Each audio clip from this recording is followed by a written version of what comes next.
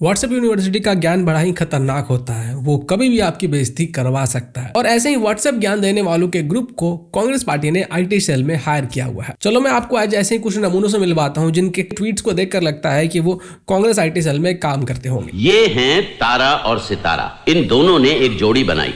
ये दोनों सारा दिन फेक न्यूज फैलाते हैं और रात को दिहाड़ी लगाने के बाद बंटी और बबली से दिहाड़ी लेने जाते हैं। और तारा और सितारा के जैसे और अनेकों व्हाट्सएप ग्रेजुएट्स को कांग्रेस ने अपने आईटी सेल में शायद भर्ती किया हुआ है। तो चलिए इसके व्हाट्सएप ग्रेजुएटेड नॉलेज की थोड़ी परीक्षा लेते हैं।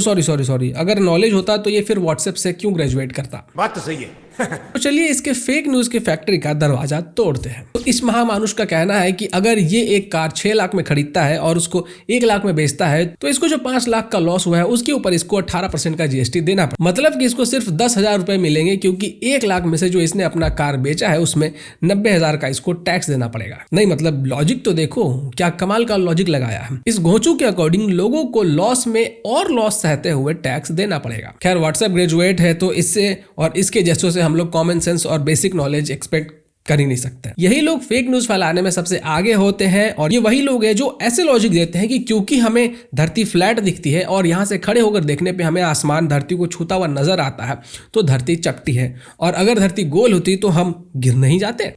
तो आखिर पूरा मामला क्या है? मामला यह है कि 18% जीएसटी जो कि यूज्ड कार के ऊपर लगाया गया है वो इंडिविजुअल्स के लिए नहीं है बल्कि वो बिजनेस के लिए है। और ये जो 18% जीएसटी है वो मार्जिन के ऊपर है। अब मान लो कि एक बिजनेस है और उसने अपने काम करने के लिए 10 लाख में एक गाड़ी खरीदी। अब होता क्या है कि जो बड़े बिजनेसेस होते हैं वो कार के डेप्रिसिएशन को टैक्स बचाने के लिए इस्तेमाल करते हैं। डेप्रिसिएशन का मतलब होता है कि जो सामान आपने कई सालों पहले खरीदा था अब उसी सामान का उतना वैल्यू नहीं रह गया है। जैसे कि 5 साल के बाद ये बिजनेस इस गाड़ी के ऊपर डेप्रिसिएशन क्लेम करता है जो कि हर साल बढ़ता जाता है। फॉर एग्जांपल इसने 10 लाख की गाड़ी पे 5 साल का 5 लाख डेप्रिसिएशन क्लेम किया है और जिसके लिए इसे अपने बिजनेस में 5 लाख का टैक्स बेनिफिट मिल जाएगा। अब होता क्या है कि ये जो बिजनेसेस होते हैं वो इसी गाड़ी को 7 लाख में बेच देते हैं, जबकि इसने ऑलरेडी 5 साल का टैक्स बेनिफिट डेप्रिसिएशन में क्लेम किया हुआ है। तो कायदे से इसके गाड़ी का वैल्यू 5 लाख था पर इसने 7 लाख में इसको बेचा, जिससे 2 लाख का इसको फायदा हुआ। तो इसी को ओवरकम करने के लिए प्रॉफिट पे 18% टैक्स लगाया गया है बिजनेसेस के लिए। ये जो 18% है ये पहले 12% हुआ करता था, जिसको कि रिवाइज करके 18% किया गया है। और अगर कोई आम आदमी किसी से गाड़ी खरीदेगा तो ये उसके लिए बिल्कुल भी नहीं है। अब आते हैं इनके दूसरे फेक न्यूज पर। इन्होंने फेक न्यूज फैलाया कि पॉपकॉर्न के ऊपर भी टैक्स देना होगा और वो भी 18%। इस पॉपकॉर्न वाले रूमर में आधी बात सही है और आधी बात गलत है। ये बात सही है कि 18% जीएसटी लगेगा, लेकिन ये बात गलत है कि सारे पॉपकॉर्न के ऊपर लगेगा। देखिए जब भी रेडीमेड पॉपकॉर्न बेचा जाता है तो उस पे अलग अलग टाइप से उसके टाइप के हिसाब से टैक्स लगता है। जीएसटी के रूल्स के हिसाब से जो प्री पैक्ड लेबल्ड पॉपकॉर्न होते हैं उसके ऊपर 12% जीएसटी देना होता है। जो non pre packed unlabelled popcorn होता है, जिसको कि नॉर्मली बहुत सारे लोग नमकीन भी बोलते हैं, उसके ऊपर सिर्फ 5% जीएसटी लगता है। और उसी तरह प्लेन साल्टेड पॉपकॉर्न के ऊपर भी अलग तरीके से टैक्स लिया जाता है। और सिमिलरली जो कैरामलाइज्ड पॉपकॉर्न है जो कि शुगर कन्फेक्शनरी में आता है, शुगर कन्फेक्शनरी मतलब जैसे कि चॉकलेट्स वगैरह हो गए, तो ये जो कन्फेक्शनरीज है इनके ऊपर 18% जीएसटी टैक्स लगता है। लेकिन इतने सालों से इस चीज को लेकर बहुत ज्यादा कंफ्यूजन था कि कैरामलाइज्ड पॉपकॉर्न शुगर कन्फेक्शनरी में आएगा या नहीं आएगा।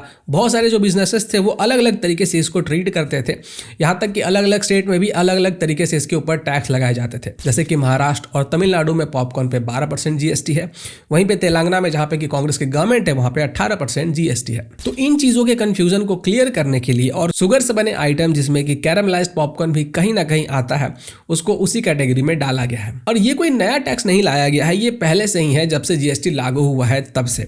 इसको बस पब्लिक के बीच में क्लियर किया गया है कि जीएसटी कैसे अलग अलग पॉपकॉर्न के ऊपर अलग तरीके से लगता है। और यहाँ पे जो अपोजिशन वाले हो हल्ला मचा रहे हैं, आप इनकी हिपोक्रेसी भी देखो। ये जो जीएसटी काउंसिल है जो ये सब कुछ डिसाइड करता है कि कितना जीएसटी टैक्स लगेगा, ये सब कुछ हर स्टेट के फाइनेंस मिनिस्टर के साथ मिलकर ही लिया जाता है। और ऐसा नहीं है कि बीजेपी के जो मिनिस्टर्स है वो अपने मन से टैक्स लगा देते हैं। निर्मला सीतारमन को किसी चीज के ऊपर टैक्स बढ़ाने से पहले इन राज्यों के फाइनेंस मिनिस्टर से भी सहमति लेनी पड़ती है, लेकिन ये लोग उस समय पे कुछ भी नहीं बोलते हैं क्योंकि इनको पता है कि वहां पे ये लोग फैक्ट्स को ट्विस्ट नहीं कर सकते। वहां पे तो साफ साफ बोला गया है कि बिजनेसेस के लिए 18% जीएसटी है और इसलिए ये लोग वहां पे सहमति दे देते हैं, लेकिन बाहर आके फेक न्यूज फैलाने लगते हैं। ये इंडिया अलायंस के कितने सारे मिनिस्टर्स वहां पे मौजूद थे उस समय, मैं आपको उनके नाम गिनवा देता हूँ। तमिलनाडु से श्री थंगम थेन्नारसु, केरला से थे श्री के KN बालगोपाल, वेस्ट बंगाल से श्रीमती चंद्रिमा भट्टाचार्य, दिल्ली से थी आतिशी मारलेना, पंजाब से श्री हरपाल सिंह कीमा और झारखंड से डॉक्टर ओमेश्वर ओरावन। और इन सभी लोगों ने वहां पे सहमति तो दे दी, लेकिन बाहर आकर ये लोग बयानबाजी कर रहे हैं। पॉलिटिशियंस मीडिया में आके आधे अधूरे फैक्ट बताएं और वो भी मैनिपुलेट करके, और बाकी का काम अपने तारा और सितारा जैसे IT सोलियों के ऊपर छोड़ दिया, जिन लोगों ने इस महाज्ञान को अपने महाज्ञानियों के बीच में फैला दिया। तो भाई साहब, ऐसे तारा और सितारा को पहचानो जो कि कांग्रेस के IT सेल के ग्रुप से मैसेज कॉपी पेस्ट करके ट्विटर के ऊपर चेप देते हैं, और फिर इनके ग्रुप में बैठे हुए यूट्यूबर्स भी उसके ऊपर वीडियो बना के उसी महाज्ञान को